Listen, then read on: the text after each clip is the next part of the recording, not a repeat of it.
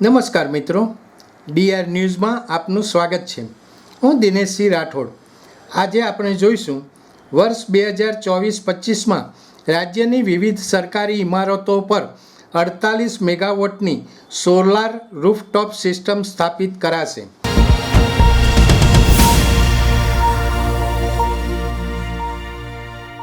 પરંપરાગત ઇંધણ પરથી ભારણ હટાવીને વર્ષ 2030 સુધીમાં ભારતની 50% વીજળી આપૂર્તિ વિવિધ પુનઃપ્રાપ્ય ઉર્જા સ્ત્રોત દ્વારા થાય તે હેતુથી વડાપ્રધાન નરેન્દ્રભાઈ મોદી દ્વારા વિવિધ પહેલ હાથ ધરવામાં આવી છે. વર્ષ 2015માં પેરિસ ખાતે વડાપ્રધાન નરેન્દ્રભાઈ મોદી અને ફ્રાન્સના રાષ્ટ્રપતિએ સંયુક્ત રીતે ઇન્ટરનેશનલ સોલાર એલાયન્સ લોન્ચ કર્યું હતું.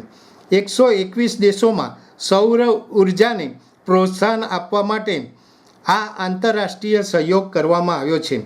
ભારતમાં ઉજાલા યોજના, નેશનલ સોલાર મિશન, સ્વચ્છ ભારત અભિયાન તેમજ ગ્રીન ગ્રોથને લગતા વિવિધ નિર્ણયો પર્યાવરણને અનુકૂળ વિકાસ તરફ ભારતની પ્રતિબદ્ધતા પ્રદર્શિત કરે છે. ભારતના આ સંયુક્ત ઉદ્દેશ્યને પ્રાપ્ત કરવામાં મુખ્યમંત્રી ભૂપેન્દ્રભાઈ પટેલના નેતૃત્વમાં ગુજરાત એક અગ્રેસર ભૂમિકા નિભાવી રહ્યું છે.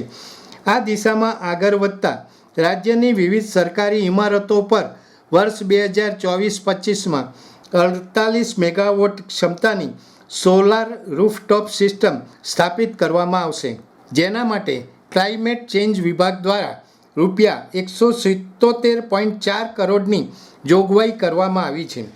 ગુજરાતમાં અંદાજે 36 ગીગાવોટથી વધુ સૌર ઉર્જાની ઉપલબ્ધતા સંભવિત છે.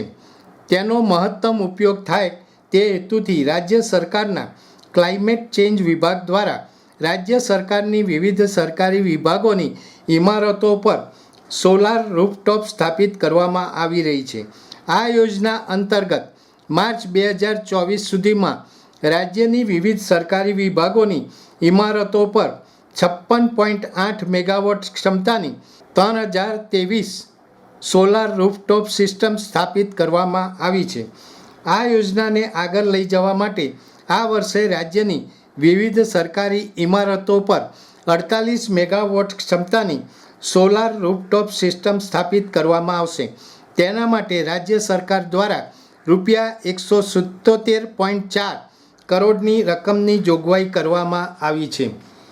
દર્શક મિત્રો, આવા વધુ સમાચારો માટે જોતા રહો ડીઆર ન્યૂઝ. નમસ્કાર.